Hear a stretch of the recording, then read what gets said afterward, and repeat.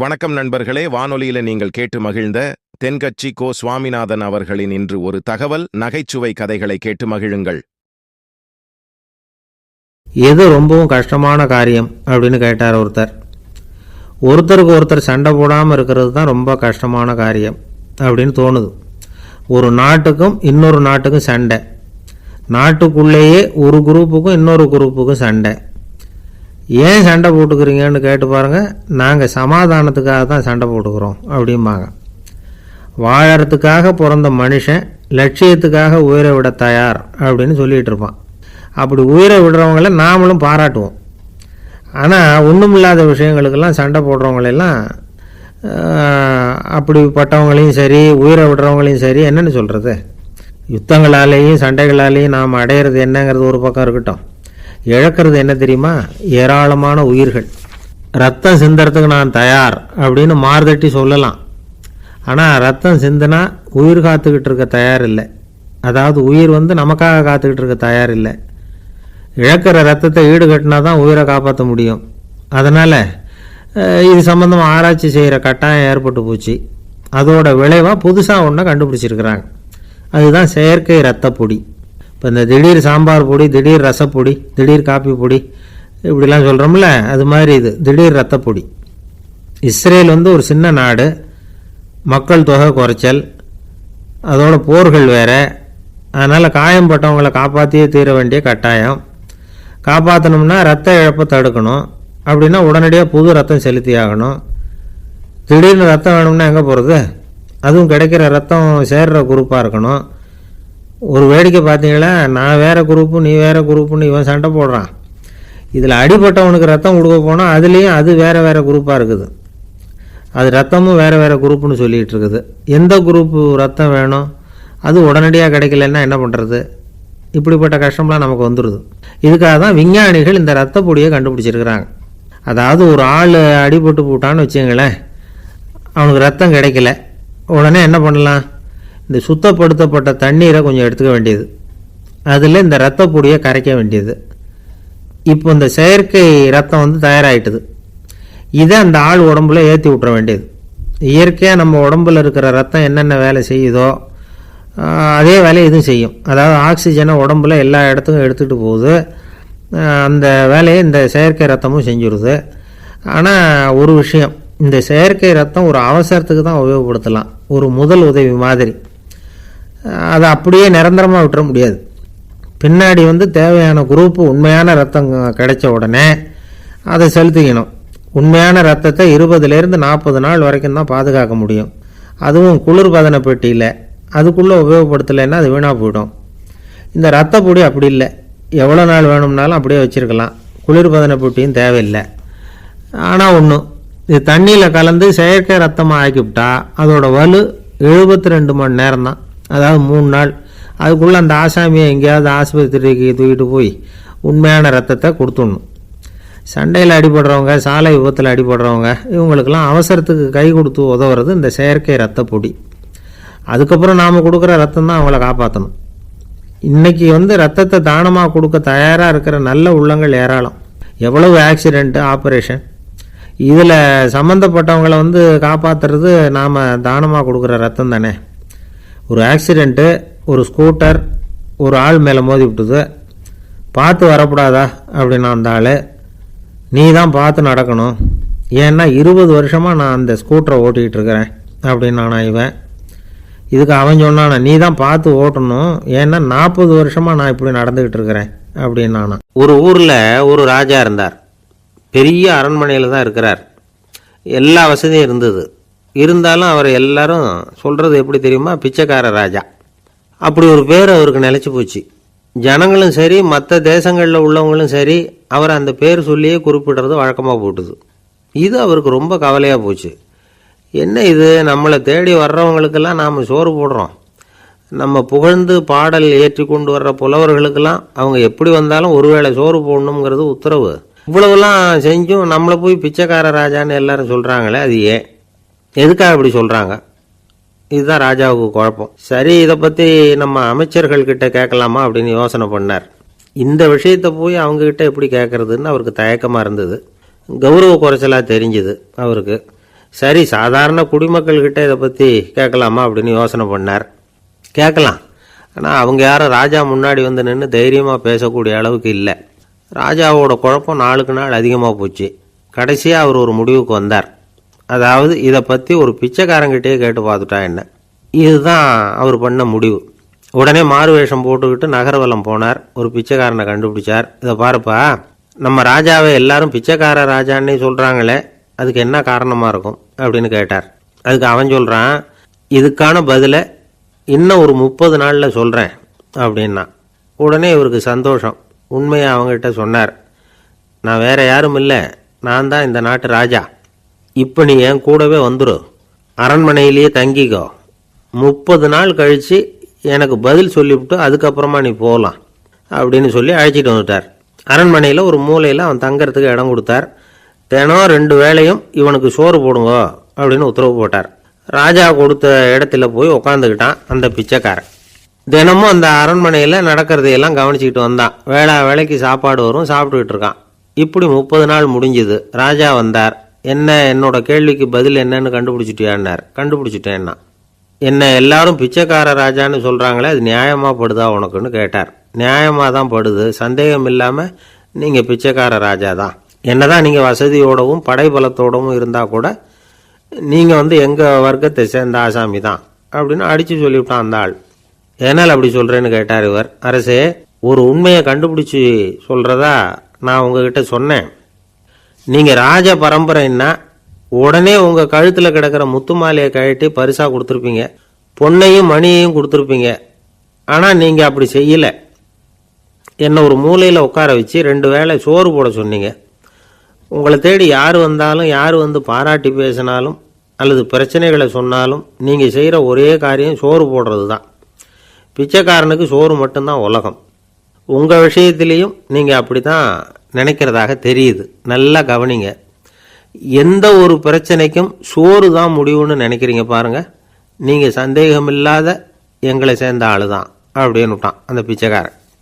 அதுக்கப்புறம் தான் அந்த ராஜா தன்னுடைய தவறுகளை எல்லாம் திருத்திக்கிட்டாராம். பசின்னு வர்றவங்களுக்கு சோறு தான் போடணும், அது தப்பு இல்லை. பாராட்ட வர்றவங்களுக்கெல்லாம் சோத்தையே போட்டு அனுப்புனா இப்படி தான் பேர் வரும். எனக்கு தெரிஞ்ச ஒருத்தர் தினமும் யாராவது ஒருத்தரை தன் வீட்டுக்கு அழைச்சிட்டு போவார், சாப்பாடு போட்டு அனுப்புவார். முன்னறிவிப்பு இல்லாமல் திடீர்னு ஒரு விருந்தாளியோட வீட்டில் போய் இவர் நிற்கிறது வழக்கம். அந்த அம்மாவும் இவருக்காக தயார் பண்ணி வச்சிருந்ததை இவர் அழைச்சிட்டு வந்திருக்கிற விருந்தாளிக்கு போட்டுருவாங்க. விருந்தாளி சாப்பிட்டுட்டு போனதுக்கப்புறம் இவர் மனைவி கிட்ட உனக்கு சிரமம் வேணாம் அப்படின்னு சொல்லிவிட்டு பக்கத்தில் உள்ள ஒரு ஹோட்டலுக்கு போய் காசு கொடுத்து சாப்பிட்டுட்டு வந்துடுவார். பல நாள் இப்படி நடக்கும். ஒரு நாள் அவரை தனியாக கூப்பிட்டுக்கிட்டு போய் ஏன் இப்படி பண்ணுறீங்கன்னு கேட்டோம். அதுக்கு அவர் சொல்கிறாரு, எங்கள் வீட்டு சாப்பாட்டிலேருந்து தப்பிக்கிறதுக்கு எனக்கு வேற வழி எதுவும் தெரியல சார், அதனால தான் இப்படி பண்ணிட்டு இருக்கிறேன் அப்படின்னார் ரொம்ப பரிதாபமாக. ஒருத்தன் எப்படி நடந்துக்கிறாங்கிறத வச்சு தான் அந்த ஆள் எப்படிங்கிறத நாம் முடிவு பண்ணுறோம். ஆளுமைன்னு சொல்கிறோம்ல, அதுக்கு சூழ்நிலைகளை ஆளுகின்ற தன்மை அப்படின்னு விளக்கம் கொடுக்குறார் ஒரு உளவியல் நிபுணர். சரி, ஒரு மனிதனுடைய ஆளுமையை உருவாக்குகிற விஷயங்கள் என்னென்ன? பிறப்பு, வளர்க்கப்பட்ட விதம், படிப்பு, நண்பர்கள், சமுதாயம், இப்படி நிறைய உண்டு. ஆளுமையின் அடிப்படையில் சில மனநோய்கள் உண்டாகுது. அதெல்லாம் என்னென்னங்கிறத தெரிஞ்சு வச்சுக்கிட்டோம்னா நம்ம கூட இருக்கிறவங்களை அடையாளம் கண்டுபிடிக்கிறதுக்கு அது ரொம்ப உபயோகமாக இருக்கும். ஃப்ரெனாய்டு ஆளுமை அப்படின்னு ஒன்று. இந்த கோளாறு உள்ளவங்க எப்படி இருப்பாங்க தெரியுமா? அதிக உணர்ச்சி, சந்தேகம், பொறாமை இதெல்லாம் அதிகமாக இருக்கும். வளைஞ்சு கொடுக்க மாட்டாங்க. அடுத்தவங்களோட இணக்கமான உறவு இருக்காது. அவங்க செய்கிற தப்புக்கெல்லாம் அடுத்தவங்களை குறை சொல்லிகிட்டு இருப்பாங்க. இது ஒரு ரகம். அடுத்தது ஸ்கிசாய்டு ஆளுமை அப்படின்னு சொல்கிறாங்க. இந்த கோளாறு உள்ளவங்க அடுத்தவங்களோட பழக கூச்சப்படுவாங்க. சின்ன வயசுலேயே இது ஆரம்பமாயிடுது. பகல் கனவுலேயே சஞ்சரிப்பாங்க. அவங்களுடைய விரோதம், கோபம் இதை கூட வெளியில் காட்டிக்க முடியாமல் இருப்பாங்க. இவங்களுக்கு அகமுகம், பிரச்சனைகள்லேருந்து ஒதுங்கி எதுலேயும் ஈடுபாடு இல்லாதவங்களாக இருப்பாங்க. இப்படி ஒரு ரகம். அடுத்தது சைக்ளோதமிக் ஆளுமை அப்படின்னு சொல்கிறாங்க. அது என்னென்னா உணர்ச்சிகளில் ஏற்றத்தாழ்வு அதிகமாக இருக்குமா. சில சமயம் பார்த்தா மகிழ்ச்சியாக இருப்பாங்க, சில சமயம் சோகமாக உட்காந்துருப்பாங்க. அவங்க மனநிலைக்கு தகுந்த மாதிரி சமூக நிகழ்ச்சிகளில் பங்கெடுத்துக்குவாங்க. இன்னொரு வகை என்னென்னா எண்ணப்பீடிகை ஆளுமை அப்படின்னு பேர் வச்சிருக்கிறாங்க. அதுக்கு இவங்களுக்கெல்லாம் கரெக்டாக இருக்கணும். எல்லாம் சட்டத்திட்டம், இதுலேயும் ஒரு ஒழுங்குமுறை, இப்படி எதிர்பார்க்குற மனோபாவம். இவங்க எதிர்பார்ப்புக்கும் வரன்முறைக்கும் மற்றவங்க கட்டுப்படணும்னு நினைப்பாங்க. இந்த நிலைமை நீடிச்சா என்ன ஆகும் தெரியுமா? அலைக்கழிக்கிற எண்ணங்கள் திரும்ப திரும்ப ஒரே செயலை செய்ய தூண்டுற மன தளர்ச்சிக்கு ஆளாயிடுறாங்க. அடுத்தது ஹிஸ்டீரியா ஆளுமை. சின்ன விஷயத்தையெல்லாம் பெருசுபடுத்தி நாடகமாக்குற நடிகர்கள் இவங்க. உணர்ச்சி அதிகம் உள்ளவங்க. இவங்க மன எழுச்சியில் பக்குவமின்மை, குழந்தைத்தனம், முதிர்ச்சியின்மை எல்லாம் இருக்கும். தன்னலம் மிக்க குணம், பிறர் தன்னை மட்டுமே கவனிக்கணும்னு நினச்சி செயல்படுறது, இதெல்லாம் இவங்க அடையாளம். அடுத்த ரகம் எப்படின்னா வளர்ச்சியற்ற ஆளுமைன்னு சொல்கிறாங்க. அடுத்தவங்களோட இணங்கி போக முடியாதவங்க, அறிவு, மன எழுச்சி, சமூக உறவு இதில் எல்லாம் போதுமான வளர்ச்சியையும் நிறைவையும் பெற முடியாதவங்க. இவங்களால வாழ்க்கையில் முன்னேற முடியாது. பிச்சைக்காரங்க, குற்றவாளிகள் இவங்ககிட்டெல்லாம் இது மாதிரியான ஆளுமை அதிகமாக இருக்குமா. அடுத்தது என்னென்னா சோறு உடைய ஆளுமை.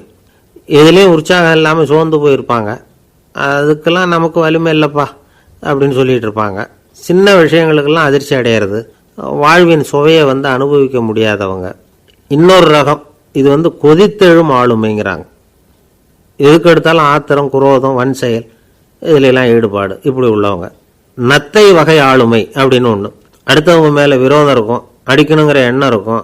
ஆனால் அதை அப்படியே வெளியில் காட்டாமல் அதே சமயம் அமைதியான முறையில் வெறுப்பை வெளிக்காட்டுற ரகம். இவங்கெல்லாம் பேசாமல் கம்முன்னு இருந்துக்கிட்டே நினைச்சதை நிறைவேற்றிக்கிடுவாங்க. முன்ஜாக்கிரதை ஆளுமை அப்படின்னு ஒரு ரகமா. பாதுகாப்பின்மை, சந்தேகம், முழுமையின்மை, அறவேக்காட்டுத்தனம் இந்த மனப்போக்கு அதிகமாக இருக்கிறதுனால அகம்பாவம், புடிவாதம், எச்சரிக்கை எல்லாம் அளவுக்கு மீறி இருக்கும்.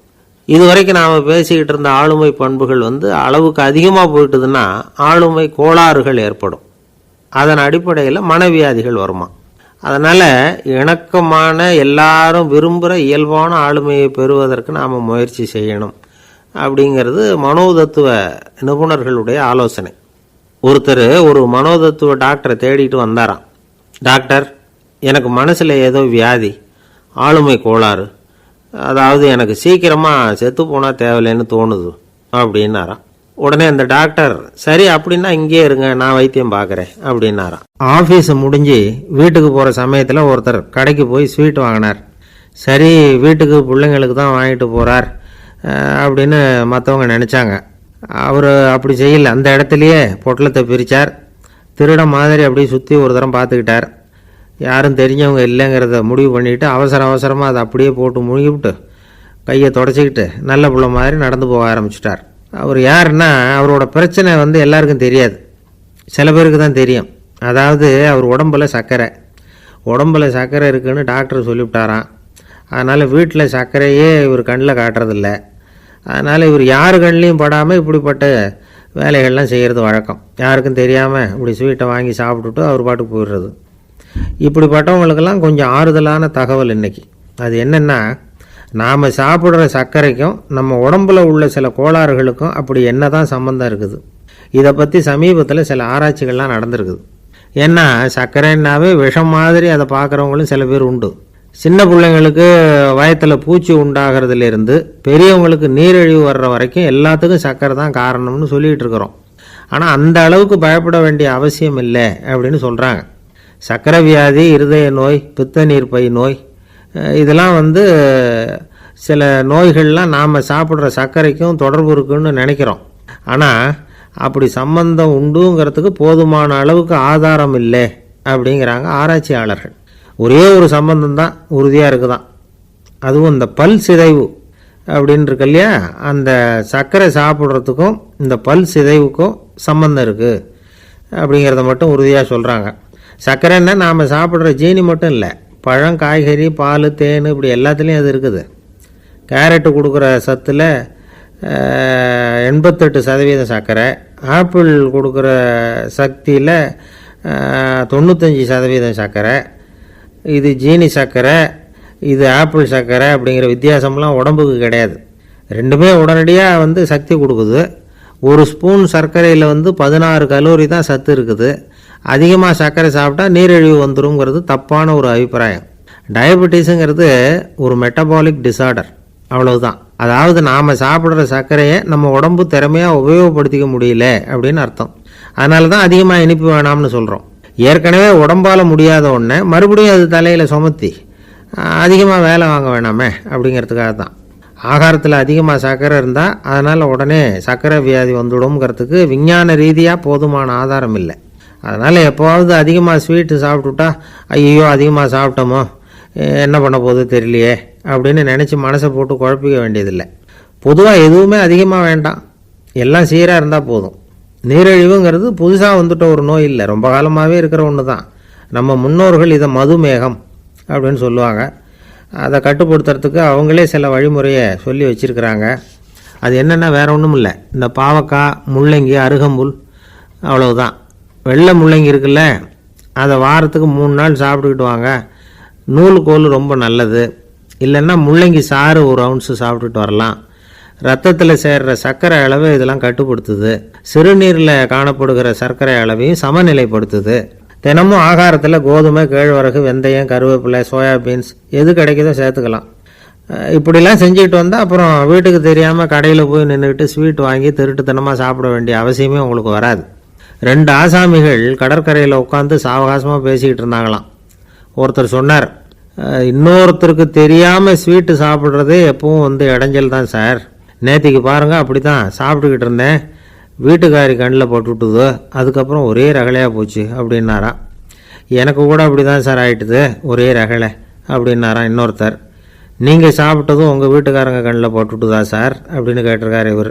அதுக்கு அவர் சொன்னாராம், அப்படி இல்லை சார், கடைக்காரர் கண்ணில் போட்டுவிட்டுதோ, நான் அவருக்கு தெரியாமல் அந்த ஸ்வீட்டை அவர் கடையிலேருந்து எடுத்திருந்தேன் அப்படின்னு விளக்கம் கொடுத்தாராம் இந்த ஆள். ஒருத்தர் முகத்தை தொங்க போட்டுக்கிட்டு ஒரு மாதிரியாக வந்தார்.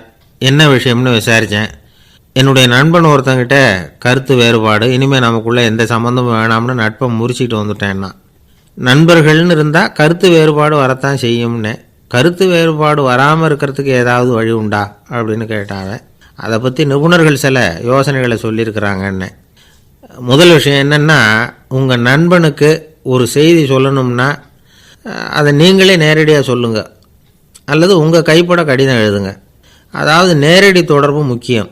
அதை விட்டுட்டு இன்னொருத்தர் மூலமாக நண்பர்களுக்கு செய்தி அனுப்புனா நீங்கள் சொல்கிற செய்தி அப்படியே போய் சேராது, அது சேதமாயிடும். கூட்டி குறைச்சி சொல்லிவிடுவாங்க, அது குழப்பத்தில் கொண்டாந்து விட்டுரும். இது ஒரு யோசனை. 2வது யோசனை என்னென்னா, நீங்கள் ஒரு நல்ல காரியத்தை செய்யும் பொழுது உங்கள் நண்பரையும் சேர்த்துக்குங்க, அவருக்கும் அதில் ஒரு ஈடுபாட்டை உருவாக்குங்க. 3வது யோசனை, நம்ம பக்கத்தில் இருக்கிற நண்பர் மகிழ்ச்சி அடைகிற மாதிரி ஏதாவது செய்யணும். சின்ன சின்ன செயல்களாக இருந்தாலும் பரவாயில்ல, அவர் நமக்கு எதுவும் செய்யலையே, நாம் எதுக்கு செய்யணும் அப்படின்னு நினச்சிக்கிட்டு இருக்கக்கூடாது. 4வது யோசனை என்னென்னா, உங்களுக்கு ஒரு பிரச்சனையா அல்லது உங்கள் நண்பருக்கு ஒரு பிரச்சனையா, எதுவாக இருந்தாலும் 2 பேரும் சேர்ந்து உட்காந்து ஆலோசனை பண்ணுங்கள். நம்ம யோசனையும் கேட்கப்படுதே அப்படிங்கிற நினைப்பே அவருக்கு ஒரு மன நிறைவை உண்டாக்குமா. 5வது யோசனை, உங்கள் நண்பர் ஏதோ ஒரு காரியத்தை செய்கிறார், நீங்கள் உடனே அவசரப்பட்டு நீ செய்கிறது தப்புன்னு தீர்ப்பு சொல்லக்கூடாது. அவர் அதை செய்யறதுக்கான நியாயங்கள் எவ்வளவோ இருக்கும், அதை புரிஞ்சுக்கிறதுக்கு முயற்சி பண்ணணும். 6வது யோசனை, உங்கள் நண்பர் என்ன சொன்னாலும் அதை பொறுமையாக கேளுங்க. அவர் சொல்கிறத புரிஞ்சுக்கணும், அவர் சொல்ல விரும்புகிறத புரிஞ்சுக்கணும், அவர் சொல்ல முடியாமல் தவிக்கிறதையும் புரிஞ்சுக்கணும். இப்படி 3 விதமாகவும் அவரை புரிஞ்சுக்கிட்டு அதுக்கு தகுந்த மாதிரி செயல்படணும். 7வது யோசனை என்னென்னா, உங்கள் நண்பர் உங்ககிட்ட ஏதோ ஒரு கருத்தை சொல்கிறார், அது உங்களுக்கு பிடிக்கல, அதுக்காக உடனே நீ சொல்கிறது சரியில்லை, நான் ஒத்துக்க மாட்டேன் அப்படின்லாம் மறுத்துக்கிட்டு இருக்கக்கூடாது. அவர் சொல்கிறத கேட்கணும், பொறுமையாக சிந்திக்கணும், அதுக்கப்புறம் பதில் சொல்லணும். இப்படிலாம் நடந்துக்கிட்டால் நண்பர்களுக்குள்ள கருத்து வேறுபாடு வர்றதுக்கு வாய்ப்பே இருக்காது அப்படின்னு வல்லுநர்கள் தொகுத்து சொல்லியிருக்கிறாங்க இந்த யோசனைகளை. எனக்கு தெரிஞ்ச சில நண்பர்கள் உண்டு, அவங்களுக்குள்ளேயும் கருத்து வேறுபாடுகள் வராமல் இருக்கிறதுக்கு சில நுட்பங்களை கையாளுறது உண்டு. ஒருத்தர் சொன்னார், அந்த டாக்டர் சின்ன வயசுலேருந்து என் கூட பழகினவர், நாங்கள் 2 பேரும் இணை பிரியாத நண்பர்கள். இருந்தாலும் எனக்கு உடம்பு சரியில்லைன்னா நான் அவர்கிட்ட வைத்தியம் பார்த்துக்க மாட்டேன் அப்படின்னார் ஒருத்தர். ஏன் அப்படின்னு கேட்டேன். எங்கள் நட்பு கெட்டுப்படக்கூடாது இல்லையா, அதனால தான் அப்படின்னாரு இவர். ஒரு மனுஷனுக்கு 3 விதத்தில் கர்வம் உண்டாகிறதுக்கு வாய்ப்பு உண்டு. பணம், பதவி, புகழ். பணம் அதிகமாக வந்தால் கர்வம் வரலாம், பதவி பெருசாக வந்துட்டுதுன்னா கர்வம் வரலாம், புகழ் அதிகமாக போனாலும் கர்வம் வரலாம். இந்த 3 வகையான கர்வத்துக்கும் இடம் கொடுக்காமல் இருக்கிறாங்க பாருங்கள், அவங்க தான் சிறந்த மனிதர்கள். ஒரு பெரிய பொறுப்பில் இருக்கிறவங்களுக்கு கர்வம் வந்துடக்கூடாது. அப்படி வந்துட்டுதுன்னா அது எல்லாருக்கும் இடைஞ்சல். ஒரு ராஜா இருந்தார். அவர் ஒரு நாள் தன்னுடைய தலைநகரத்தை சுற்றி வந்துக்கிட்டு இருந்தார். ஒரு இடத்துல ஒரு அழகான நிலத்தை பார்த்தார். ஆஹா, இந்த இடத்துல நமக்குன்னு ஒரு மாளிகையை கட்டினா எவ்வளோ நல்லாயிருக்கும் அப்படின்னு நினச்சார். ராஜா நினச்சா அது முடியாத காரியமா? சரி, இந்த நிலம் யாருக்கு சொந்தம்னு விசாரிங்க அப்படின்னார் பக்கத்தில் இருந்தவங்கக்கிட்ட. அவங்கெல்லாம் ஓடி போய் விசாரித்தாங்க. அந்த இடம் ஒரு வயசான கிழவிக்கு சொந்தம், வயசான அம்மாவுக்கு சொந்தமாக. அந்த அம்மா தான் அதில் ஒரு குடிசையை போட்டு குடியிருந்துகிட்டு இருக்கிறாங்க. சரி, அந்த நிலத்துக்கு ஒரு விலையை நிர்ணயம் பண்ணி அதை அந்த வயசான அம்மாக்கிட்ட கொடுத்துருங்கோ அப்படின்னு உத்தரவு போட்டார் ராஜா. ஆனால் அந்த அம்மா இது எங்கள் பூர்வீக இடம், இதை விற்க மாட்டேன் அப்படின்னு சொல்லிவிட்டுது. சரி, 2 பங்கு விலை கொடுக்குறோம்னு சொல்லி பாருங்க அப்படின்னாங்க. அப்படியே சொன்னாங்க அரண்மனை ஆட்கள். அதுக்கும் சம்மதிக்கலை அந்த அம்மா. இதை கேள்விப்பட்டதும் ராஜாவுக்கு கோபம் வந்துட்டுது.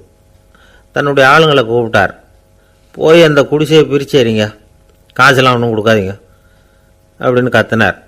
அவ்வளோதான். அடுத்த நிமிஷம் அரண்மனை ஆசாமிகள் போனாங்க, குடிசையை பிரித்து எரிஞ்சாங்க.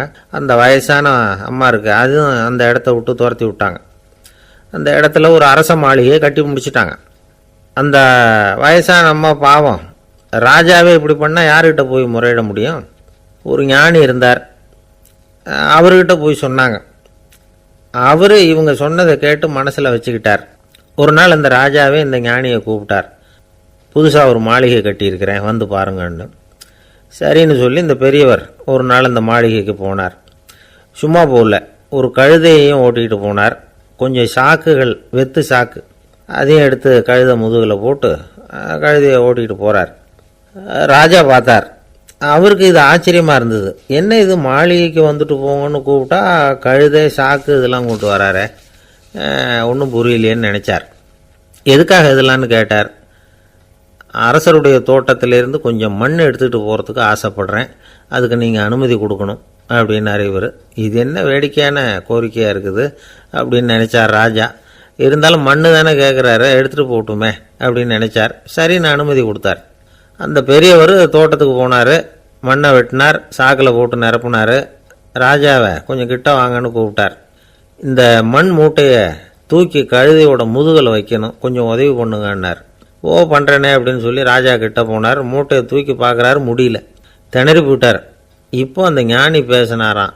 அரசே, இந்த ஒரு சாக்கு மண்ணையே உங்களால் தூக்க முடியல, அந்த கிழவிகிட்ட இருந்து அந்த அக்கிரமமாக அபகரித்த இந்த தோட்டம் பூராவையும் சுமக்கணும்னு ஆசைப்படுறீங்களே, அது உங்களால் முடியுமா அப்படின்னு கேட்டாராம். ராஜா யோசனை பண்ண ஆரம்பித்தார். தன்னுடைய செயலுக்காக வருத்தப்பட்டாராம். அந்த வயசான அம்மாவை உடனடியாக வரவழைச்சார். தாயே, தப்பு பண்ணிட்டேன், என்னை மன்னிச்சுக்குங்க, இன்னையிலேருந்து இந்த மாளிகையும் தோட்டமும் உங்களுக்கு தான் சொந்தம் அப்படின்னு சொல்லிவிட்டாராம். போகிறப்ப இந்த உலகத்திலேருந்து எண்ணத்தை எடுத்துகிட்டு போக போகிறோம், அதனால் ரொம்பவும் அலட்டிக்க வேண்டியதில்லை, கர்வப்பட வேண்டியதில்லை அப்படிங்கிறது ஒரு பெரிய உபதேசம். ஒரு பெரிய மனுஷன் சாக கிடந்தார், ரொம்பவும் அழுதார். ஏன் அழறீங்க அப்படின்னு கேட்டாங்க சுற்றி இருந்தவங்க. நான் சாகிறதுக்காக கவலைப்படலை, நான் நம்ம ஜனங்களுக்காக எவ்வளவோ காரியம்லாம் செஞ்சுக்கிட்டு வந்தேன். நான் செஞ்சுக்கிட்டு வந்த சேவையை இனிமேல் யார் செய்ய போகிறாங்க, அது யாரால முடியும், அதை நினச்சி தான் அழறேன் அப்படின்னாராம். ஒருத்தர் முன்னாடி வந்தார். அதுக்காக நீங்கள் கவலைப்படாதீங்க, உங்கள் சேவையை தொடர்ந்து செய்கிறதுக்கு என்ன மாதிரி இளைஞர் பட்டாலும் தயாராக இருக்குது, இருந்தாலும் எங்கள் கவலை என்னென்னா அப்படின்னு இழுத்தார். என்ன சொல்லுங்கன்னு கேட்டார் அவர். நீங்கள் இதுவரைக்கும் என்ன சேவை செஞ்சுக்கிட்டு வந்தீங்க, அதுதான் எங்களுக்கு இன்னமும் புரியாத புதிராக இருக்குது அப்படின்னாராம் அவர். இந்த காலத்து புள்ள ஒருத்தன் தன்னோட அப்பாவை பார்த்து சொன்னான். அப்பா, நான் உனக்கு உதவி செய்யலாம்னு நினைக்கிறேன், என்ன உதவி செய்யணும்னு சொல்லு அப்படின்னா. நீ சும்மா இருந்தால் அதுவே எனக்கு செய்கிற பெரிய உதவிடா அப்படின்னார் அப்பா. சும்மா இருக்கிறதும் ஒரு உதவி தான், அது மாதிரி மௌனமும் ஒரு சமூக சேவை தான் அப்படிங்கிறார் காஞ்சி பெரியவர். நமக்கு 5 புலன்கள் இருக்குது, மெய், வாய், கண், மூக்கு, செவி. இந்த 5லேயும் அதிகப்படியான வேலை எதுக்குன்னு நினைக்கிறீங்க? வாய்க்கு தான். ஏன்னா அதுக்கு 2 வேலை. இப்போ கண்ணுக்கு பார்க்குறது மட்டும்தான் வேலை, காதுக்கு கேட்குறது மட்டும்தான் வேலை, மூக்குக்கு வாசனை அறியறது தான் வேலை, உடம்புக்கு உணர்றது மட்டும்தான் வேலை. ஆனால் வாய் அப்படி இல்லை, அதுக்கு 2 வேலை, சாப்பிட்றதும் அதுதான், பேசுகிறதும் அதுதான். அதாவது வாய் ஒன்று தான் கர்மேந்திரியமாகவும் இருக்குது, ஞானேந்திரியமாகவும் இருக்குது அப்படின்னு சொல்லுவாங்க. சாப்பாட்டில் உட்காந்தா எந்தெந்த ஆகாரம் என்னென்ன ருசின்னு அறிவிக்கிற வேலையும் செய்யுது. சபையில் உட்காந்தா பாடுறது, பேசுறது, சிரிக்கிறது, இது மாதிரியான வேலையும் செய்யுது. இன்னொரு வித்தியாசம், கண்ணு காது மூக்கெல்லாம் ஸ்ட்ரெயின் பண்ணிட்டு வேலை செய்கிறதில்ல. ஒரு ரோஜா பூ பார்த்தா உடனே மூக்கு அப்படியும் இப்படியும் அசைய ஆரம்பிக்கிறதில்ல. ஒரு சங்கீதத்தை கேட்ட உடனே காது ஆட ஆரம்பிக்காது. ஆனால் வாய் அப்படி இல்லை, அது பேசினாலும் சரி சாப்பிட்டாலும் சரி அசைஞ்சு தான் ஆகணும். ஆக மற்றதை விட வாய்க்கு வேலை ஜாஸ்தின்னு தெரியுது. சாப்பிட்றது பேசுறது அப்படின்னு 2 காரியம் அதுக்கு. இப்படி 2 காரியம் இருக்கிறதுனால அது 2ஐயும் பாதியாக குறைச்சிக்கணுங்கிறது கடவுள் அபிப்பிராயமாக இருக்கணும் அப்படிங்கிறார் காஞ்சி பெரியவர். ஆனால் இப்போ நாம் அப்படியா நடந்துக்கிறோம்? அதுக்கு நேர்மாறாக நடந்துக்கிறோம். நாம் சாப்பிட்றதும் அதிகம், பேசுகிறதும் அதிகம். 2 வேலையையும் தேவைக்கு அதிகமாகவே செய்கிறோம். வாய் தான் ரொம்ப ஓவர் ஒர்க்குடு. அதுக்கு ஓய்வு கொடுத்தா உடம்பும் நல்லாயிருக்கும், உலகமும் நல்லாயிருக்கும். மௌன விரதம் இருக்கிறதெல்லாம் எதுக்காக நினைக்கிறீங்க? இதுக்காக தான். இந்த காலத்தில் மௌனமாக இருக்கிறவங்கெல்லாம் மகத்தான தொண்டு செய்கிறாங்க அப்படின்னு தான் சொல்லணும். சத்தம் அதிகமாக போய் தான் சவுண்டு பொல்யூஷன் வருது. அது மட்டும் இல்லை, மௌனமாக இருந்தால் சண்டை சச்சரவே வராது. மௌனம் கலக நாஸ்தி. ஆக இதுவும் ஒரு சமூக சேவை தான். நமக்கு தான் வாய் இருக்குதேங்கிறதுக்காக வசமாக சாப்பிட்றதும் தப்பு, வளவளன்னு பேசுகிறதும் தப்பு. ஒரு கருத்தை சொல்கிறதுக்கு ஒரே ஒரு சொல்லு போதும் அப்படின்னு இருக்கும்பொழுது 2 சொற்களை செலவு பண்ணாதே. எவ்வளவு சொன்னாலும் அதனால் ஒரு பயனும் விளையாது அப்படின்னு தெரிய வருமேயானால் அந்த ஒரு சொல்லையும் விரயம் பண்ணாதே அப்படிங்கிறார் ஒரு அறிஞர். எல்லா குணங்கள்லேயும் மௌனம்தான் சிறந்தது அப்படிங்கிறார் ஒருத்தர். மௌனமாக இருக்கிறது மூலமாக மற்றவர்கள் குறைகளை நம்மால் தெரிஞ்சிக்க முடியும். அதே சமயத்தில் நம்மகிட்ட இருக்கிற குறைகளை மற்றவங்களுக்கு தெரியாமல் மறைச்சிக்கவும் முடியுங்கிறார் அவர். உண்மைதானே? ஒரு பெரிய மேடை பேச்சாளர், பொது வாழ்க்கையில் 25 வருஷ காலமாக ஈடுபட்டிருக்கிறவர். அவர் மனைவி ஒரு நாள் சொன்னாங்க, எங்கள் வீட்டுக்காரர் 25 வருஷ காலமாக பொது வாழ்வில் ஈடுபட்டிருந்தா கூட இந்த மாதம் 10ஆம் தேதியிலிருந்து தான் மக்களுக்கு சேவை செய்ய ஆரம்பிச்சிருக்கார் அப்படின்னாங்க ரொம்ப பெருமையாக. 10ஆம் தேதிக்கு அப்படி என்ன விசேஷம் அப்படின்னு கேட்டோம். அன்னையிலேருந்து தான் அவர் மேடையில் பேசுகிறத நிறுத்தினார் அப்படின்னாங்க அந்த அம்மா. ஒரு நண்பர் அவசரமாக என்கிட்ட ஓடி வந்தார். அப்புறம் சொன்னார், என்னால் நம்பவே முடியல சார், என் பையனை அப்படி அப்படின்னு சொல்லி ஆச்சரியப்பட்டார். உங்கள் பையன் அப்படி என்ன தான் செஞ்சுட்டான் அப்படின்னு கேட்டேன். என்னால் முடியாத ஒரு காரியத்தை அவன் செஞ்சுட்டான் சார் அப்படின்னார். அது என்னன்னு தான் சொல்லுங்களேன். என்ன 5ஆவது வகுப்பில் அவன் ஒரே தடவையில் தேறிட்டான் சார், அதாவது ஒரே அட்டம்ப்டில் பாஸ் ஆகிருக்கான் அப்படின்னார் மூச்சு வாங்க. கஷ்டப்பட்டு பரீட்சை எழுதுனது அவன், இவருக்கு ஏன் மூச்சு வாங்குது? நம்மால் செய்ய முடியாத ஒரு காரியத்தை இன்னொருத்தர் செய்யும் பொழுது அது நமக்கு ஆச்சரியமாக இருக்குது. சர்க்கஸ் பார்க்குறோம், ஒருத்தர் அந்த இடத்துல தொங்குறார், அது நமக்கு ஆச்சரியம். ஏன்னா அது நம்மால் முடியாத காரியம். நம்மால் முடியாத ஒன்றை அடுத்தவர் எளிதாக செய்யும் பொழுது நாம் மருள்வது இயற்கை. இதை தான் தொல்காப்பியம் மருட்கை அப்படின்னு சொல்லுது. இந்த வியப்பு இருக்குதே, இது 4 வகையில் ஏற்படுறதாக தொல்காப்பியம் சொல்லுது. அது என்ன 4 வகை? முதல் வகை எப்படின்னா புதுமையான அரிய செயல்களை செய்கிறது. 2வது வகை என்னன்னா பெரும் செயல்களை செய்கிறது. 3வது வகை என்னன்னா மிக நுட்பமான செயல்களை செய்கிறது. 4வது வகை என்னன்னா ஆக்கம் தரும் செயல்களை செய்கிறது. புதுமை, பெருமை, சிறுமை, ஆக்கமோடு மதினம் சாலா மருட்கை 4 அப்படிங்கிறது தொல்காப்பியம். இன்னைக்கு விஞ்ஞானம் புதுசு புதுசாக எதையோ கண்டுபிடிக்குது. ஆரம்பத்தில் அது ஆச்சரியமாக இருக்குது, அப்புறம் அது நமக்கு பழகி போடுது. வானொலி பெட்டி புதுசாக வந்தப்போ ஒரு பெட்டி பேசுதுங்கிறது எவ்வளோ பெரிய ஆச்சரியம். இப்போ யாரும் அதை ஆச்சரியமாக பார்க்கறதில்ல. மதினம் சாலா மருட்கை அப்படின்னு ஒரு சொற்றொடர் வருது பாருங்க, அதில் கருத்தாழம் உண்டு. எதை பற்றியும் போதுமான அளவு புரிந்து கொள்ளாத போது ஒருத்தர் ஆச்சரியப்படுறார். புரிந்து கொண்ட பிறகு ஆச்சரியம் மறைஞ்சு போடுது. மிக நுட்பமான செயல்களும் நம்ம ஆச்சரியப்பட வைக்கும். ஒரு அரிசியில் ஒரு திருக்குறள் எழுதி காட்டுறாங்க, ஒரு முட்டை ஓட்டுக்குள்ளே ஓவியம் தீட்டி காட்டுறாங்க. கருங்கல் சிற்பங்களில் எவ்வளவு நுட்பமான வேலைப்பாடுகளை எல்லாம் பார்த்து ஆச்சரியப்படுறோம். இது மாதிரி ஆக்கப்பூர்வமான அரிய செயல்களை செய்கிறது கூட வியப்பை உண்டு பண்ணும். குப்பை கூலங்களை கூட வாழ்க்கைக்கு பயன்படுகிற பொருளாக மாற்றுகிறவர்கள் இருக்காங்க, அவர்களுடைய செயல் வியப்பு அளிக்குது. இடைக்காட்டு சித்தர் பாடின 30 நூலில் வர்ற ஒரு பாடல், ஆற்றல் பிறர் அறிதலின் அகம் கிளர்வு உறுதலின் கற்று அறி பாணர் கெழுமிய கோடலின் தோற்றம் உருகவே போற்றல் சால் வியப்பே. ஒருத்தருடைய ஆற்றல் தெரியாமல் இருந்தது, அவருடைய அரிய செயலை பார்க்கும் பொழுது வியப்பாக இருந்தது, மனசுக்குள்ள கிளர்ச்சி. பாவலர்கள் இவர்களுடைய புகழை பாடி மற்றவர்களும் தெரிந்து கொள்ளுமாறு செய்கிறார்கள் அப்படிங்கிறது தான் ஒரு யதார்த்தமான உண்மை. ஆக எல்லா வகையிலும் மக்கள் தங்களுடைய வாழ்க்கையில் முன்னேறுவதற்கான வழிகாட்டுகிற ஒரு மெய்ப்பாடு தான் வியப்புங்கிறது. இந்த காலத்தில் நம்ம எப்படியெல்லாம் ஆச்சரியப்பட வைக்கிறாங்க. ஒரு ஆளை பிடிச்சி ஜெயிலில் கொண்டு வந்தாங்க. ஜெயில் அதிகாரி அவனை ரொம்ப ஆச்சரியமாக பார்த்தாரான். இவன் கேட்டான், ஏன் சார் அப்படி பார்க்குறீங்க, நான் இப்போ இங்கே வர்றது உங்களுக்கு ஆச்சரியமாக இருக்குதா அப்படின்னு கேட்டிருக்கான். இதுக்கு ஜெயில் அதிகாரி சொல்லியிருக்கார், நீ இப்போ இங்கே வந்ததில் எனக்கு ஒன்றும் ஆச்சரியம் இல்லைப்பா, ஏற்கனவே நீ இங்கேருந்து விடுதலையாகி போய் 6 மாதம் ஆச்சு, இவ்வளவு லேட்டாக வர்றியே அதுதான் எனக்கு ஆச்சரியமாக இருக்குது அப்படின்னாரான்.